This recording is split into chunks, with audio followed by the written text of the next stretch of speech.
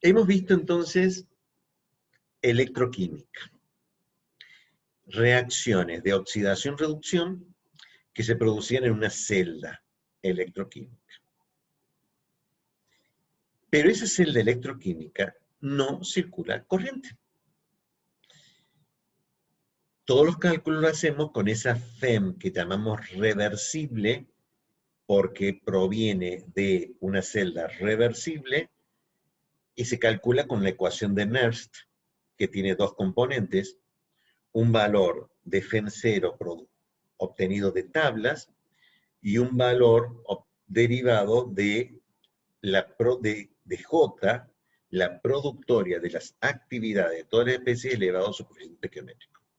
O sea que esas dos componentes, un componente termodinámico de la reacción en estado estándar, de molaridades de actividades estándar, más un componente de producto de las actividades de las especies en una productoria llamada J, los dos elementos conforman la FEM reversible de esa celda. Con un pequeño problema. Corriente no circula. Entonces, ¿qué me sirve si no circula corriente? ¿Qué pasa si circula corriente?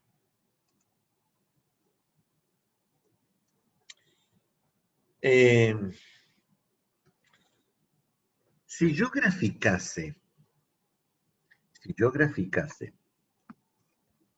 diferencia de potencial en función de densidad de corriente, y lo voy a considerar a la celda espontánea, o sea, lo cual indica de que la FEM de esa celda es positiva, ¿está bien? Lo cual significa que en el cátodo se producía la reducción. Yo la reducción escribía primero, escribí la oxidación después, o sea que la FEM del cátodo tiene que ser más alta que la FEM del ánodo, FEM reversible,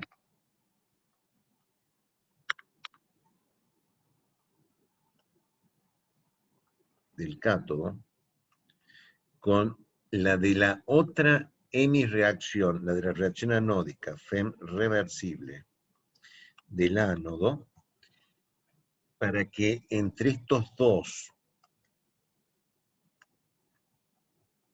me dé la FEM reversible de la celda. Eso es cuando la densidad de corriente es cero. O sea, yo estoy graficando FEM en función de densidad de corriente.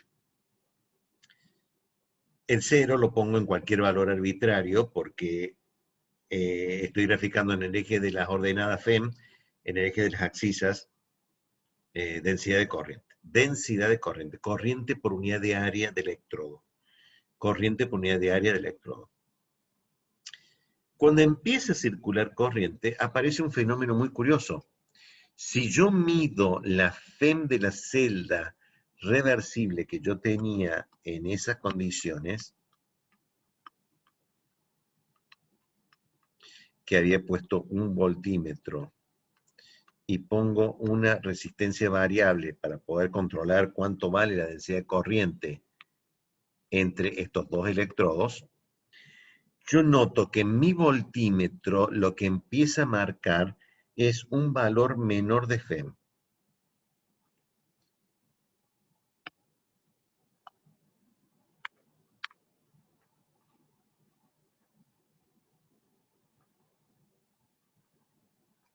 Ah.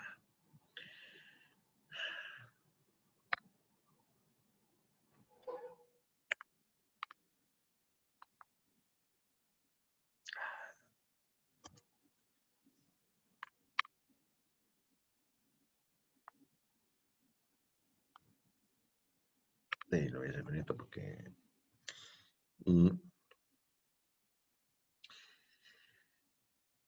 O sea que a medida que empieza a circular corriente, la FEM que yo mido entre los dos electrodos es distinta de la FEM reversible y más baja. De hecho, si yo pongo esta resistencia variable entre los dos, de forma tal que haya un cortocircuito, o sea que la resistencia sea extremadamente baja entre estos dos, si yo esto establezco un cortocircuito, el voltímetro lo que me va a medir es cero. O sea que va a llegar un punto, ah, Dios,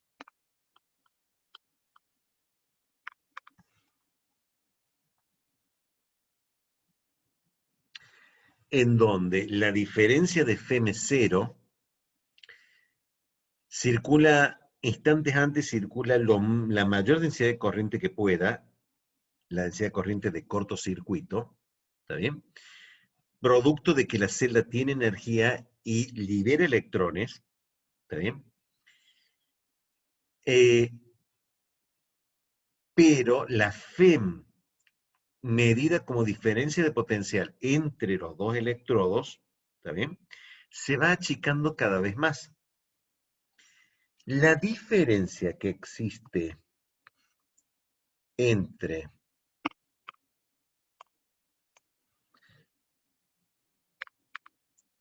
el, la FEM reversible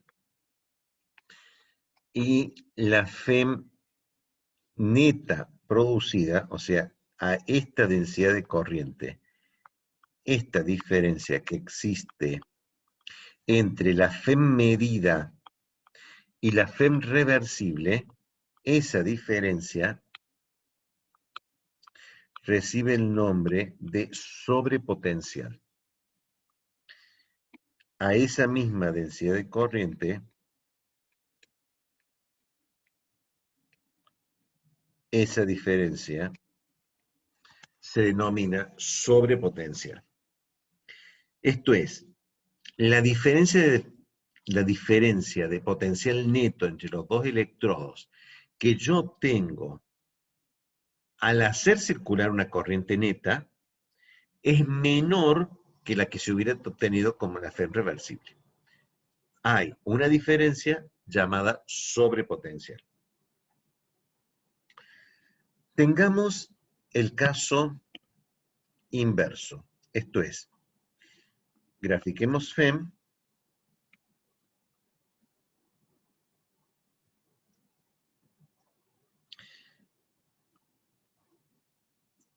esta es la FEM reversible.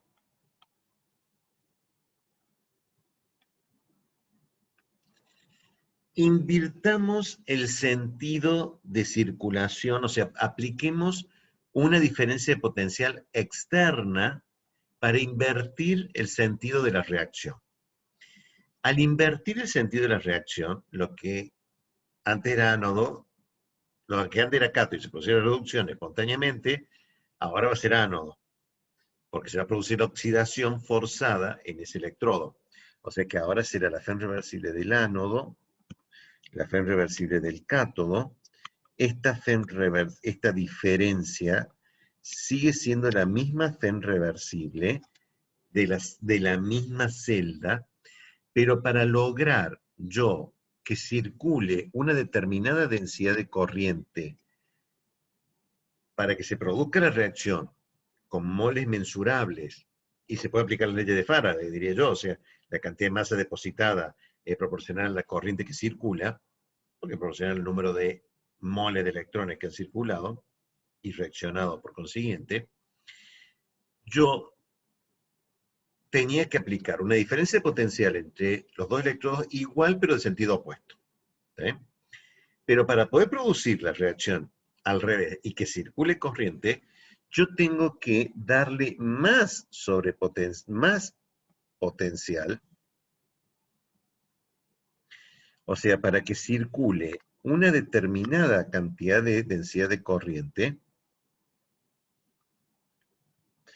yo tengo que aplicar más diferencia de potencial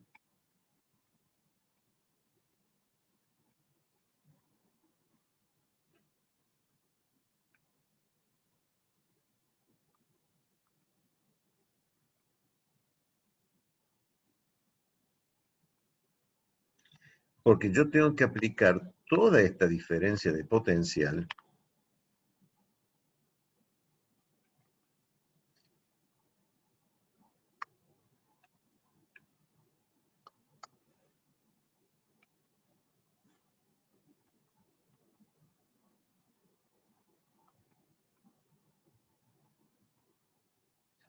para que circule esa densidad de corriente, yo tengo que aplicar esa diferencia de potencial, que es más que el de la celda reversible, y esa diferencia que existe en más que le tengo que agregar, se lo denomina sobrepotencial anódico catódico.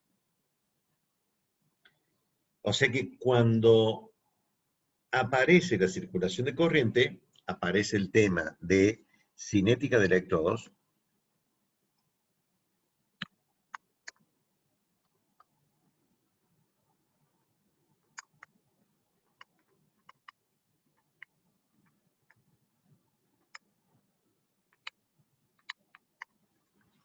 el tema que estoy desarrollando ahora, producto de que para poder hacer circular una determinada densidad de corriente, yo tengo que aplicar un sobrepotencial.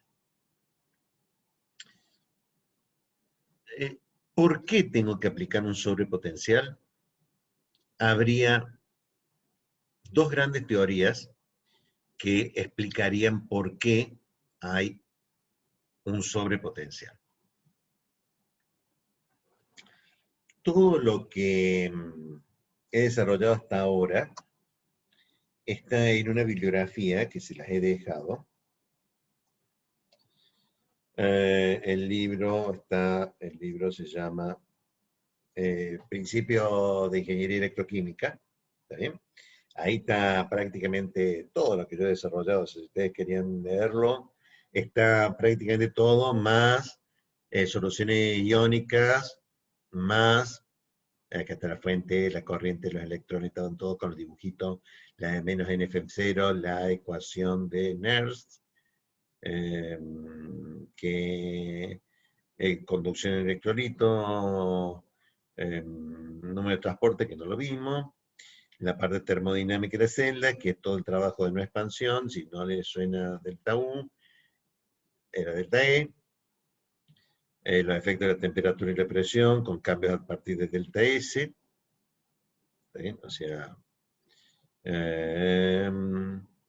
la ecuación de Nernst, F igual a F0 menos RT sobre NF, logaritmo de esta concentración. Echen una ojeada al diagrama de Purvé, es interesante, discutimos cualquier cosa porque es muy simple el análisis del diagrama de Purvé, probablemente lo han visto en otras materias, es una mera aplicación de la ecuación de Nernst, equilibrio de fases, porque es una actividad, de dónde salen los coeficientes de actividad iónica media, la ecuación del límite de Debye-Hückel, la fuerza iónica, todo lo demás, todo lo digo. Esta parte de potencial en solución no, y potencial de unión líquido tampoco vamos a ver. Y cinética de electrodos, la teoría de la doble capa. Todo lo que plantea el texto básicamente es lo siguiente. Lo tengo ahí porque ya los dibujitos no me salen muy bien, entonces planteo el dibujo que está en la figura 5.1. Tengamos un electrodo que está cargado positivamente en la superficie. O sea, tiene un defecto de electrones, los electrones le salen del electrodo, se los chupa el cable, entonces se queda con una carga positiva en la superficie del electrodo que atrae aniones. Los aniones están en una solución líquida, ¿está bien?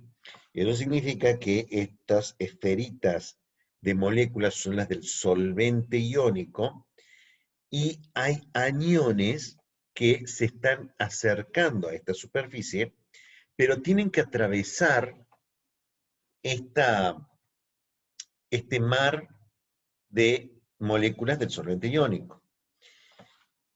Cuando este anión toca la superficie, se neutraliza, ¿también? Cede su electrón y forma la especie neutra en la superficie. O sea que en la superficie inmediatamente adyacente a la superficie del electrodo, me faltan cargas negativas, porque se están moviendo las cargas negativas hacia la superficie y no se mueven a velocidad infinita. O sea que en un instante dado hay una distancia D en donde la carga eléctrica neta no es pareja. O sea, hay una superficie con una carga neta positiva, neta, y hay una superficie imaginaria de todos estos aniones que están acercándose y que en el medio, entre estos aniones y esta carga positiva de la superficie del electrodo, en el medio solamente hay moléculas neutras de solvente. Si esto sucede así, acá hay dos superficies, una metálica neta y una imaginaria de los aniones, entre los cuales hay dos cargas opuestas con un electrolito al medio, se produjo un capacitor. O sea que acá se produjo un capacitor y ese capacitor tiene la mala costumbre, de acuerdo a lo que nosotros averiguamos o sabemos de física 2, de que almacena energía en un campo eléctrico. O sea que de toda la energía que está disponible, hay parte de la energía que yo necesito invertir en formar este capacitor y almacenarla allí. Esa diferencia de energía se traduce en una necesidad de sobrepotencial. O sea, ese sobrepotencial es energía libre necesaria, ¿está bien? Que se acumula en esta especie de capacitor formado por estas dos superficies imaginarias con carga eléctrica y un dieléctrico al medio. Si es un capacitor, acá toda da la fórmula de cómo obtener la magnitud de la energía almacenada, y esa energía almacenada, cómo traducirla en varias formas que no me interesa ahora, porque hace un buen análisis estadístico, pero el análisis matemático teórico, para llegar a cuánto vale chi, que es logaritmo de la tangente hiperbólica, no me interesa la deducción. Lo que sí me interesa es que el fenómeno de doble capa existe, es medible, ¿está bien? Se lo puede medir como capacitancia, y de qué variables depende. Como todo capacitor, la energía almacenada en este capacitor, de estas dos superficies, dependía de la distancia entre estas dos superficies y en la constante dieléctrica que tuviera entre estas dos superficies. ¿Sí? Eso significa que yo puedo reducir o alterar eh, la, el sobrepotencial si el fenómeno es de la teoría de doble capa y ese es el origen de la energía acumulada que me da cuenta medida en voltios como sobrepotencial. Si existe, debo poder cambiarla experimentalmente si yo cambio alguna de estas dos condiciones. La distancia entre las dos superficies y el dieléctrico. Se encuentra experimentalmente que si yo agito este electrolito, esto es, no pongo el electrodo solo sumergido en el electrolito, sino que le introduzco algún mecanismo de agitación, como hemos visto en fenómeno de transporte, la doble capa laminar sobre la superficie de la transferencia de cantidad de movimiento entre el fluido y el sólido se hace cada vez más fina. O sea, cuando el régimen es turbulento, la capa límite es más fina. Cuando el régimen es laminar, la capa límite es toda la capa límite, diría yo. Entonces, si yo agito este sistema, me reduce el sobrepotencial porque se me reduce la necesidad de energía acumulada en este capacitor. La otra forma que yo tengo de alterar el sobrepotencial, si la teoría fuera de la doble capa, es que cambie la constante dieléctrica. Entonces, se le suele agregar agentes despolarizantes, esto es, moléculas grandes que me cambian la constante dieléctrica de este medio entre este capacitor, que al bajar la constante dieléctrica, bajan la energía almacenada y por consiguiente me reducen el sobrepotencial que yo tengo que aplicarle a mi celda para poder lograr circular una determinada densidad de corriente.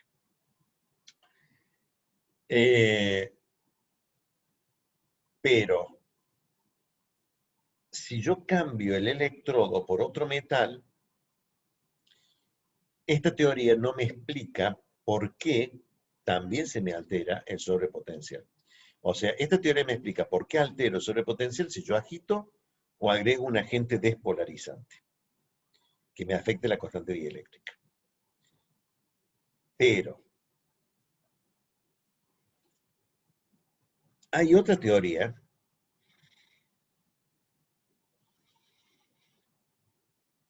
la teoría de cinética del electrodo, que básicamente lo que plantea es lo siguiente. Si yo le ficara energía en función de coordenadas de reacción, que era muy común que nosotros lo hiciéramos en química orgánica, entre un estado inicial de las especies y un estado final de las especies, nosotros veíamos que evolucionaba espontáneamente de un estado inicial a un estado final si el estado final tenía una menor energía, pero fundamentalmente que para pasar del estado inicial al estado final, yo tenía una barrera de potencial. O sea, se me generaba en algún momento en ese esquema de reacción, visto a nivel molecular, un intermediario activo. Ese intermediario activo tenía una energía más alta. Esa energía más alta era una barrera de potencial. ¿Qué sabíamos nosotros? Que cuanto más alta la barrera, menor era la velocidad de reacción.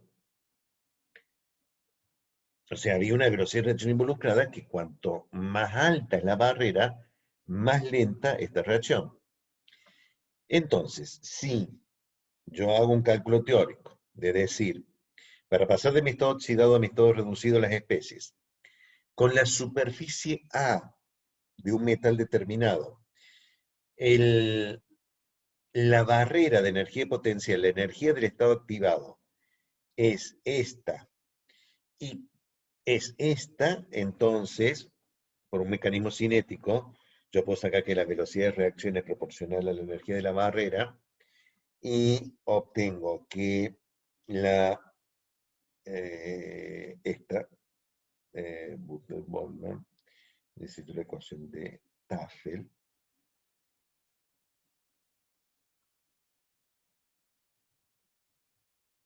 y está expresada acá. Yo puedo deducir que la densidad de corriente es proporcional a una densidad de corriente cero por exponencial del sobrepotencial. O sea, yo puedo establecer una relación, no me interesa la deducción, me interesa que la relación existe entre el sobrepotencial y la densidad de corriente. Despejando el sobrepotencial, me queda que, si despejo el sobrepotencial, me queda A más B logaritmo de I. El valor de A y B son dos constantes, los signos hay que darlos, también porque son dos constantes. Acá estima el valor de las constantes a partir de valores calculados o estimados a partir del esquema. Lo importante es que hay una relación entre el sobrepotencial y el logaritmo de la densidad corriente, que está dado por una ecuación de este tipo, obtenida a partir de un análisis cinético de esta barrera de energía de activación. Y esa barrera de energía de activación depende de la superficie del metal que se trate. Esto es, no es lo mismo para un metal adherirse a una estructura superficial que me exhibe la cara 111 del platino cristalino. ¿Recuerdan lo que eran las estructuras cristalinas y lo que eran los planos cristalinos? ¿Lo vieron? Sí, no me digan que no, porque lo vieron en química inorgánica, en estructura cristalina. Y ahí vieron ustedes de que la superficie del sólido podía exponer alguna cara cristalina determinada.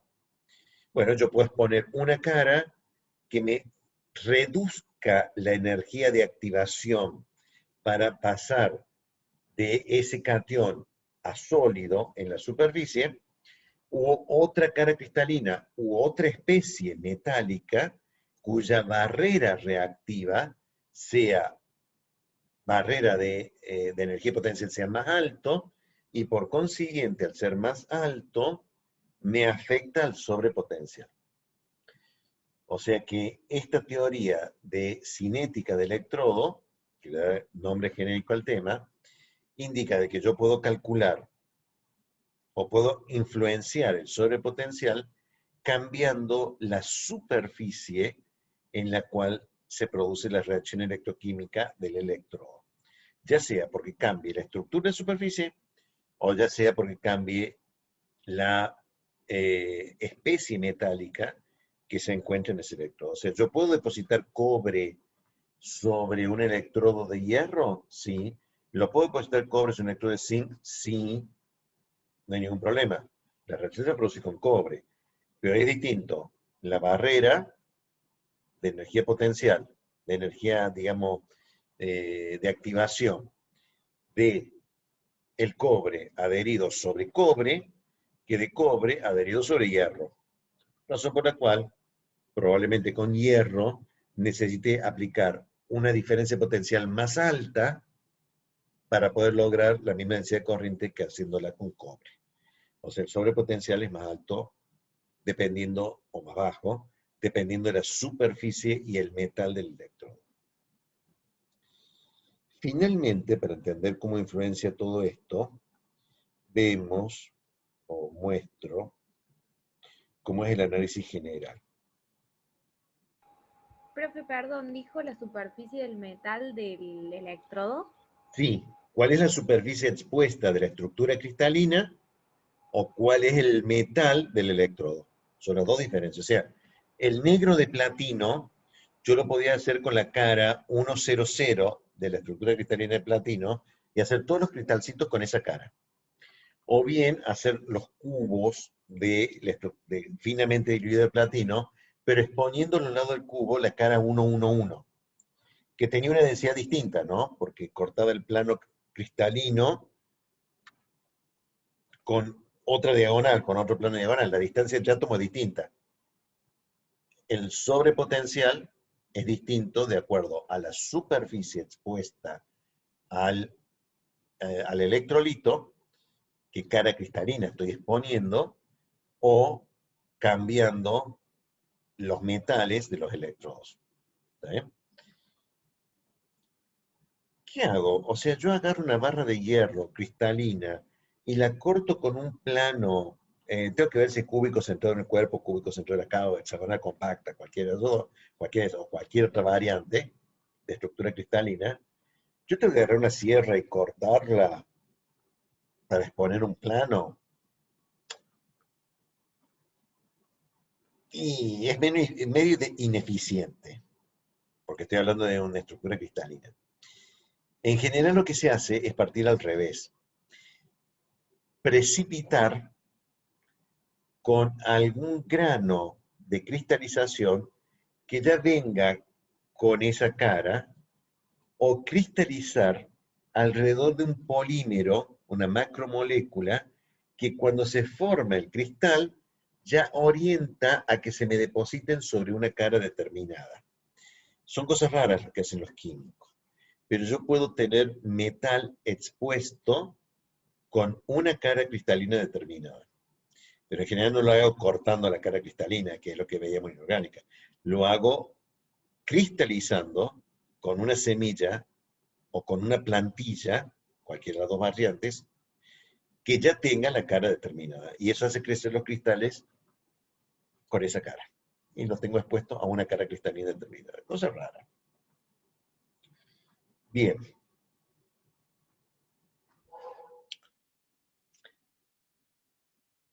Como decía, si yo tengo una celda galvánica, ¿está bien? Si no circula corriente, ¿está bien? Es directamente la fe anódica y la fe catódica sumadas, es la diferencia de potencial que yo tengo que aplicar. Le agrego a esa diferencia de potencial que si yo quiero hacer circular una determinada corriente, le tengo que restar, por lo que tengo acá de Me estaba olvidando. O sea que la FEM de celda reversible es igual a la FEM 0, no, la FEM reversible,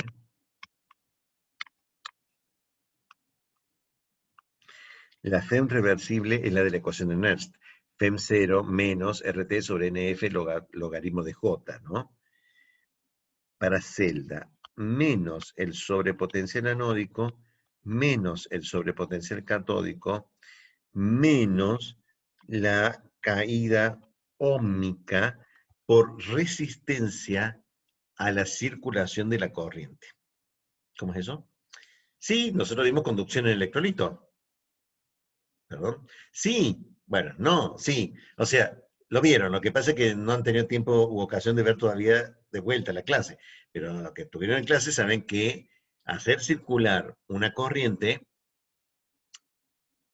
necesita o genera dentro del electrolito, la solución iónica, una resistencia eléctrica que la media a través de su conductividad. La medida a partir de su conductividad equivalente, su conductividad iónica equivalente. O sea, había que hacer toda una serie de cálculos con la conductividad. Pero eso me da una resistencia. Pero no me dijo, ingeniero, de que eso sucedía cuando era corriente alterna y no continua, porque con continua no circulaba, claro. ¿Eso quiere decir que esta celda es con corriente alterna? No, porque si la hago en corriente alterna, el cátodo y el ánodo oscilan su frecuencia, 50 Hz, 50 veces por segundo, si le explico los 220. Lo que yo tengo que aplicar en celda es continua. Entonces no entendí nada, ingeniero. ¿Circula corriente por la solución iónica o no circula corriente? La circulación neta de corriente pura es cero si es corriente continua, porque se formaba esta polarización del electrodo por alguno de estos dos mecanismos que yo acabo de plantear, fundamentalmente el de la doble capa, que es el que explica la polarización del electrodo. Lo que tiene es que además tengo una reacción química, y la reacción química es la que en la superficie me incorpora electrones formándome aniones o me sustrae cationes pasándomelo a la fase sólida. Entonces, no se me polariza absolutamente en el electrodo porque hay constantemente en los electrodos generando moléculas y consumiendo moléculas. Entonces, esa diferencia de concentraciones me mantiene la circulación de los iones de la solución iónica. O sea, yo puedo establecer una corriente en una solución iónica con corriente continua siempre y cuando haya reacción química en los electrodos, haya una reacción electroquímica en los electrodos. Si no hay reacción electroquímica en el electrodo, entonces la corriente va a cesar. ¿Eh? Pero si hay reacción química, va a haber moles consumidos, moles generados, producto de la circulación de los electrones, y eso es lo que me va a mantener en movimiento los iones, los dos iones, porque atrae aniones y cationes, se separan entre los dos, ¿está bien? Manteniendo cierta electroneutralidad, ¿está bien? Porque la electroneutralidad de la solución se tiene que mantener siempre, o sea, la cantidad de electrones inyectados a la solución iónica tiene que ser exactamente igual a la cantidad de electrones sustraídos de la solución iónica, porque la solución iónica no puede tener carga neta, tenía que ser eléctricamente neutra. Entonces, con reacción química, sí hay circulación de iones en esta solución iónica en corriente continua, y por consiguiente, con todos los cálculos que vimos de conducción en electrolitos, yo puedo encontrar cuánto vale esa resistencia al flujo de iones de la solución iónica. Esto sí es celda.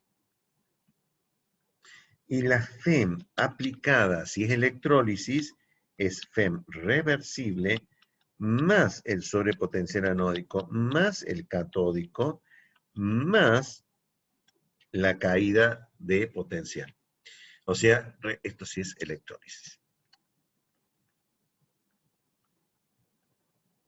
Esto es, recuerden siempre las dos gráficas.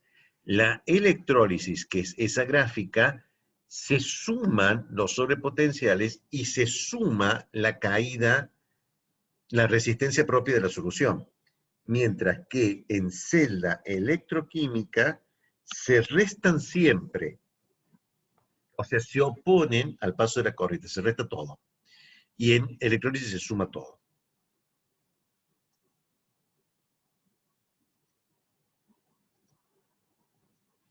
Es por eso que acá lo que plantea es que esta tabla la voy a hacer como celda, entonces se va reduciendo por la caída óhmica, se reduce por el sobrepotencial anódico, se reduce por el sobrepotencial catódico, y por eso es que lo que finalmente tengo disponible en una celda de los 1,1 voltios que tenía originariamente, le tengo que restar la caída por resistencia en la celda, le tengo que restar el sobrepotencial anódico, le tengo que restar el sobrepotencial anódico y el catódico.